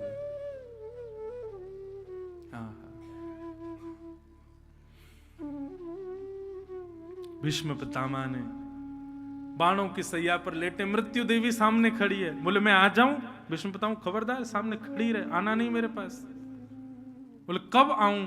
बोले जब त्रिभंग लली श्याम सुंदर मेरे सामने आ जाएं, उनके कटाक्ष नेत्रों को मैं देख लूं, वो मधुर मुस्कुरा जाएं, उनसे 4 बातें मेरी हो जाएं, वो मेरे चित्त में रोम रोम में बस जाएं, बस उसी समय मेरे प्राण ले लेना। तब तक खड़ी रहना, मेरे पिता की आज्ञा है मुझे कि मुझे इच्छा मृत्यु है, तब तक मेरे प्राण नहीं निकलने चाहिए। वास्तव में तो भगवान कब के द्वारिका चले गए थे, लेकिन ये भगवान को बार बार रोका जो जा रहा था ना, ये मृत्यु देवी रोक रही थी। बोले आइए पहले भीष्म पितामह को दर्शन दो भगवान। अब ठाकुर जी जैसे ही आए, भीष्म पितामह के नेत्र सजल हो गए। त्रिभंग लली श्याम सुंदर शंख चक्र गदा पद्म धारण करके सामने खड़े हैं। मधुर पीतांबरी लहरा रही है, चंदन की सुगंधी आ रही है, मधुर ब्यार बह रही है, और सब धुंधला दिख रहा है, केवल ठाकुर जी दिख रहे हैं भीष्म पितामह को। तभी पांडवों ने सोचा कहीं ये देखते देखते प्राण न त्याग दें, जाओ चरणों में बैठो इनके। पांडवों ने चरणों में प्रणाम किया और भीष्म पितामह ने उनको 5 धर्म बताए, दान धर्म, राज धर्म, मोक्ष धर्म, स्त्री धर्म और भगवत धर्म। दान धर्म बताया, बोले कि भैया दान, सबसे बड़ा दान क्या है संसार में? 2 दान सबसे बड़े हैं, एक तो अभयदान, अभयदान का मतलब है कि आपसे किसी को भय नहीं है, आपसे सब निर्भीक हैं, ये सबसे बड़ा दान अभयदान। और दूसरा दान है ज्ञान का दान। लेकिन ये ज्ञान का दान भी ऐसी सबको परोसते मत रहो, जो मिले उसको बैठ, आए सुन यहाँ पे बैठ, हम कथा सुन के आए हैं, तेरे को बताएं 4 बात, नहीं, जो योग्य हो उसी को बताओ। कथा इतनी बढ़िया जगह है कि यहां जिसको ज्ञान चाहिए होता वही जगह रहता, बाकी सो जाते हैं, बाकियों की आंखें लग जाती। ठाकुर जी अपने आप ही सुला देते, बेटा तुम सुन ही नहीं पाओगे इस बात को। लेकिन यहां से बाहर जाके थोड़ा विचार करना पड़ेगा, योग्य अयोग्य कौन है। तो दान धर्म। अब बात यदि धन की आवे तो धन में यह विचार करना बंधुओं, कुपात्र दानाच भवेत दरिद्रम, कभी भी किसी अपात्र को कुपात्र को दान मत देना। दान सदैव उसको प्रदान करो जिससे लगता है कि हाँ गौ सेवा होगी, भगवत सेवा होगी। ब्राह्मणों को दान करो, वैष्णवों को दान करो, संतों को दान करो। दान धर्म बताया। राज धर्म बताया। ये राजा आपस में लड़ते झगड़ते रहते हैं, झूठ वूठ बोलते हैं, एक दूसरे के साथ गलत करते हैं, क्या इनको पाप लगता? नहीं, ये राज धर्म है। ये ऐसा नहीं करेंगे तो ये अपने राज शासन चला ही नहीं पाएंगे। तीसरा मोक्ष धर्म। मोक्ष धर्म के बारे में भीष्म पितामह कहते हैं कि भाई मोक्ष बिना हरि के भजन के प्राप्त नहीं होगा। कोई व्यक्ति सोचे कि मैं केवल जीवन जी लूं, अंतिम समय में भगवत स्मरण कर लूं, मोक्ष मिलेगा, नहीं, आपको जीवन भर भगवत स्मरण करना पड़ेगा, तभी अंतिम श्वास में भगवत स्मरण होगा। नहीं तो आप सोचते रहो अंतिम श्वास में ले लेंगे तो जन्म जन्म मुनि जतन कराई, अंत राम कही आवत नहीं। अंत में राम का नाम याद नहीं आता। इसीलिए तुम्हें कह रहा हूं अंत को पहले ही बता दो ठाकुर जी को, क्योंकि अंत में ही भगवत स्मरण नहीं होता। स्त्री धर्म बताया। बोले कि भैया एक ही धर्म एक ही व्रत नयमा, काया वचन मन पति पद प्रेमा। और स्त्री धर्म के विषय में भागवत में कहते हैं भर्तु शुश्रूषणम स्त्रीणाम परो धर्मो यमाय तद बंधुनाम च कल्याणम प्रजानाम चानुपोषणम। स्त्री का धर्म है वो 3 लोगों को तारने के लिए जन्म लेती है। जन्म लेते ही पिता, ब्याह के बाद पति और जन्म देने के बाद पुत्र। 3 लोगों की जिम्मेवारी उसके ऊपर है। एक जगह बंबई में मेरी कथा हो रही थी तो एक माता, मैं यही विषय बोल रहा था स्त्री धर्म का, तो जैसे ही मैं मन से उतरा बोली मुझे आपसे बात करनी है। मैंने कहा मैया कल बात कर लेना, पर्ची पर लिख के दे देना या आ जाना हमारे निवास पे। तो आई आकर के महाराज बड़ी गुस्सा हुई मुझ पे। मैंने कहा क्या हो गया? बोले महाराज जी सारे ग्रंथ, सारे धर्म, उपनिषद, पुराण और ये आप सब सारे वक्ता, सारे संत महापुरुष, हम स्त्रियों को ही क्यों समझाते हो? कभी भी नहीं सुना कि किसी पुरुष को समझाया जाता हो। स्त्री समझे, स्त्री को ही समझना है, स्त्री के लिए ही सारी जगह पर लिखे जाते हैं स्त्रियां ऐसे रहें ऐसे करें। पुरुष के लिए कभी क्यों नहीं कहते आप? भगवान की कृपा से, गुरु की कृपा से, हमारे पूज्य पिताजी महाराज की आज्ञा से बढ़िया उत्तर मन में तभी आ गया। ठाकुर जी कृपा कर देते हैं, कभी कभी ऐसे प्रश्नों के उत्तर बढ़िया आ जाते हैं। और मन में भाव क्या आया कि भाई जिम्मेवारी उसी को दी जाती है जो जिम्मेदार होता है, गैर जिम्मेदार को थोड़ी दी जाती है। बार बार संभलने और ये संभलने करने की बातें स्त्रियों को इसलिए दी जाती क्योंकि उनके ऊपर बहुत बड़ी जिम्मेवारी है। पुरुष तो गैर जिम्मेवार है, वो कोई जिम्मेवारी थोड़ी निभा पाता है। जिम्मेदारियां तो माताएं निभाती हैं, इसीलिए उनको समझाया जाता है। ब्याह जब होता है तो लड़का को कोई नहीं समझाता, लड़की को समझाना ऐसे रहना ये करना वो, क्यों? तुम्हारी जिम्मेवारी है भाई। माता घर से जाती है, 2 बेटे हैं, एक छोटा एक बड़ा, घर की चाबी और सारा रख रखाव बड़े को देके जाएगी। क्यों? बुद्धिमान है, ये ध्यान रखेगा। और छोटे को तो संग ही ले जाती, वो तू संग ही चल, घर रहेगा तो और उत्पात करेगा। तो जिम्मेवार जो होता है, जिम्मेदारियां उसी को दी जाती हैं। मेरी दृष्टि में, और मेरी नहीं सबकी दृष्टि में, माताएं बहुत जिम्मेवार है। पूरी सृष्टि की जिम्मेदारी उनके हाथ में है। पति की जिम्मेदारी, पिता की जिम्मेदारी, पुत्र की जिम्मेदारी, सबकी जिम्मेदारी है। इसलिए ही तो जिम्मेवारियां बताई जाती हैं। और एक बात और कहें बंधुओं, माताएं, बहनें और जितनी भी बालिकाएं हैं, इस बात को वो समझ लें कि बहुत बड़ी जिम्मेदारी है उनके ऊपर। उनका स्वच्छंद होना 3 लोगों को बर्बाद कर देता है, क्योंकि वो कुछ नहीं कर पाएंगे तीनों। आप जिम्मेवार नहीं बनोगे तो आपकी जिम्मेवार होना बहुत जरूरी है। लोग इस बात पे वुमेन एम्पावरमेंट वाले मुझे घेर लेंगे, क्यों स्वच्छंद क्यों नहीं हो सकती माताएं? अरे स्वच्छंद रहो भैया, लेकिन अब वही बात है कि राजा का काम है सबको संभालना, लेकिन राजा सोचे नहीं जितना भी पैसा आएगा मैं तो उससे ऐशो आराम करूंगा, मैं तो उससे रहूंगा, मैं तो ये करूंगा, मैं तो वो करूंगा, अपनी मनमर्जी से रहूंगा। तो ऐसे राजा को ज्यादा दिन टिकने नहीं देते लोग। राजाएं हैं माता, उनके ऊपर जिम्मेवारी है, उनको सब चीजों को समझ करके संभाल करके संजोना पड़ता है, निभाना पड़ता है। एक तपस्या का जीवन है एक स्त्री होना। पुरुष होना तपस्या नहीं है, स्त्री होना तपस्या है। और उसको तपस्विनी बनकर के जो करे, निश्चित है कि वो 3 पीढ़ियों को कल्याण कर देती है। इसलिए भैया, ये माताओं के रूप में जन्म लेना, स्त्री के रूप में जन्म लेना, बेटी होना, ये बहुत बड़ी तपस्या की बात है। आपको ठाकुर जी ने जिम्मेवार समझा है, इसलिए स्त्री बनाया है। उस जिम्मेवारी को समझो और उसका पालन करो।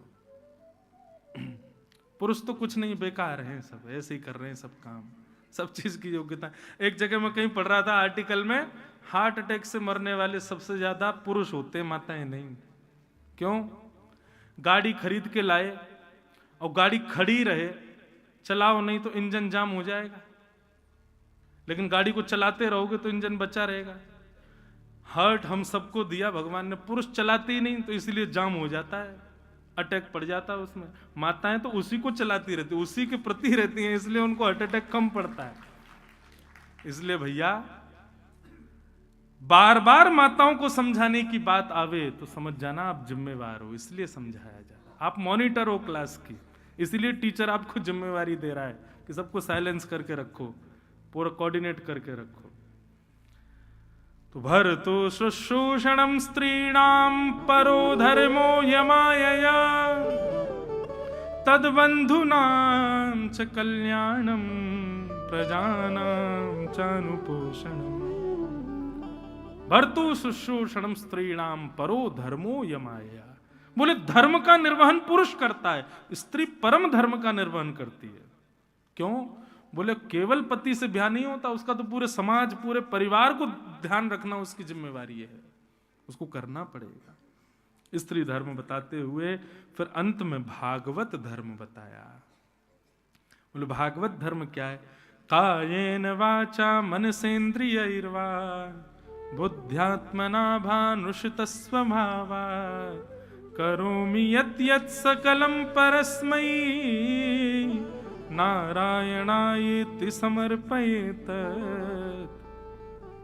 जो भी श्रेष्ठ कर्म अपने तन से, बुद्धि से, मन से, वाणी से, हाथ से, पैर से कुछ भी श्रेष्ठ करो, सबकी योग्यता ठाकुर जी को प्रदान करो। नाथ मेरा बल नहीं है, सब आपका बल है। जानकी नाथ सहाय करें जब, फिर गाओ, बहुत सुंदर पंक्ति। जानकी नाथ सहाय करे जब, कौन बिगाड़ करे नर तेरो।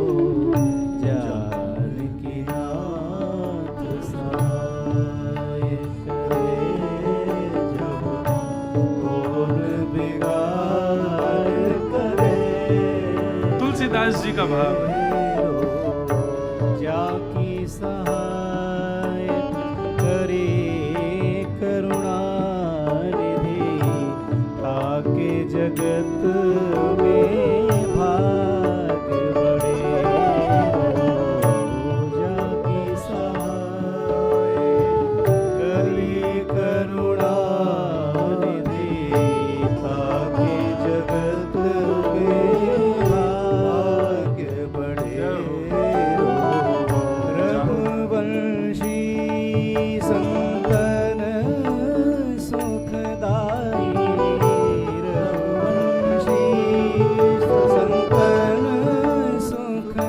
आए, तुलसीदास चरणन को छेरो, जानकी नाथ सहाय करे, कौन बिगाड़ करे नर तेरो, कौन बिगाड़ करे नर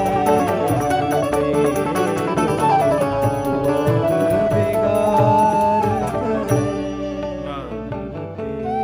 यह है भागवत धर्म। कायेन वाचा मनसेन। देखो बंधुओं, ठाकुर जी के श्री चरणारविंद जो हैं, एक संत कहते हैं वृंदावन में कि ठाकुर जी के चरणारविंद क्या हैं? बोले बैंक हैं। क्या हैं? बैंक। आप जो कुछ भी जीवन में सत्कर्म करो, उस सत्कर्म का फल अपने पास मत रखो, ठाकुर जी को अर्पित कर दो, ठाकुर जी के चरण रूपी बैंक में जमा कर दो। तो बोले उसका फल क्या होगा? बोले जिस प्रकार घर में तंगी आ जाने पर आप बैंक से धन निकाल करके उस परिस्थिति से बच के निकल जाते हो, ऐसे ही अपने जीवन के सारे पुण्य ठाकुर जी के चरणों में अर्पित करते जाओगे, तो कभी यदि जीवन में बहुत बड़ा संकट आ गया या आपसे कोई अपराध ऐसा बना कि महाराज तुरंत मृत्यु हो गई और आपको नरक जाना पड़ा, लेकिन आपने जितने भी पुण्य किए थे वो सब ठाकुर जी के चरणों में अर्पित कर दिए, तो जो नरक जाने के लिए आपको तैयार कर रहे थे यमदूत, आपके द्वारा अर्पित किए गए सारे पुण्य ठाकुर जी के चरणों से मुक्त हो जाएंगे और नरक का द्वार बंद करके भगवत धाम की प्राप्ति करा देंगे। इसलिए भैया जो कुछ भी करो, नाम जप करो, साधन करो, संतों को प्रणाम करो, परिक्रमा करो, हर स्थिति के बाद जल लो हाथ में, जल नहीं है तो ऐसे ही भाव रख लो और नारायणाय समर्पयामि, श्री कृष्ण चरणार्पण मस्तु, सब भगवान को अर्पित करो, ठाकुर जी को अर्पित, अपने पास मत रखो। पुण्य का क्या होता है बंधुओं? जैसे ही आपने कोई पुण्य किया और आप बाहर निकलती किसी ने आपकी प्रशंसा कर दी, पुण्य खत्म। आपने कुछ पुण्य किया और कलकत्ता पहुंचते ही आपने बहुत भोग भोग लिए, पुण्य खत्म। लेकिन ठाकुर जी के पास जमा करते रहोगे तो फिर जो संचित है वही भोगोगे। एक्स्ट्रा जो आप कमा रहे हो वो ठाकुर जी अपने पास जमा करके रखेंगे। कभी विषम परिस्थिति आई तो उस विषम परिस्थिति में वो जो ठाकुर जी को अर्पित किया गया पुण्य है वो आपकी रक्षा करेगा। इसलिए भैया भगवत चरणारविंद में सब कुछ अर्पित करो। इस प्रकार भागवत धर्म का निरूपण करते हुए श्री भीष्म पितामह ने भगवान की स्तुति गाई, जिसको भीष्म स्तुति कहते हैं। भीष्म स्तुति गाते हुए कई भाव भीष्म पितामह ने कहे। भगवान की ओर देखते देखते देखते देखते भीष्म पितामह ने जैसे ही देखा उत्तरायण के सूर्य हुए हैं, उत्तरायण में जैसे ही सूर्य गए, मकर संक्रांति का दिन, उत्तरायण के सूर्य होते ही भीष्म पितामह के तन से दिव्य ज्योति प्रकट हुई और निकल करके भगवान में जाकर के विलीन हो गए। बोलो भक्तवत्सल भगवान की जय। इच्छा मृत्यु भीष्म पितामह की पूर्ण हुई और भगवान भीष्म पितामह को हृदयस्थ करके फिर पांडवों को आज्ञा करके वहां से द्वारिका प्रस्थान कर गए।